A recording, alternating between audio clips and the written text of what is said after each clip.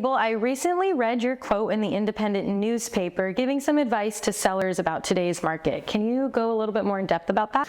Sure. I'd love to elaborate more about that article. So the article was about navigating today's market as a home seller and what you should do if you're thinking about entering the market to ensure that your home actually has a successful close of escrow.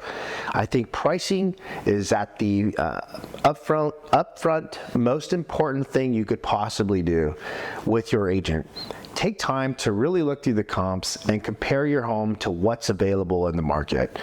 If you were thinking about selling your home, I know you're online on Zillow, Realtor.com, or Redfin. You're checking out the competition.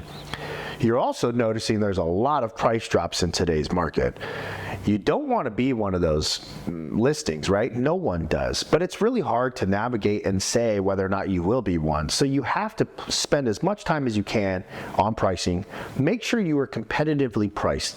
The time of slapping a high price on there and knowing that it would sell, or maybe it would sell for more, I think are long gone and they're way behind us. The next thing that I'm telling my clients is, let's bring a designer through.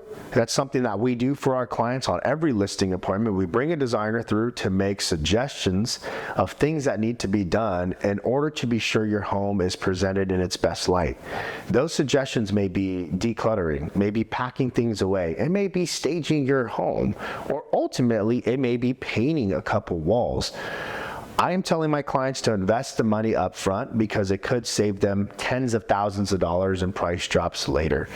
And lastly, what I like to do is create a collection for my clients of the comparable properties that are active on the market at the time they go live.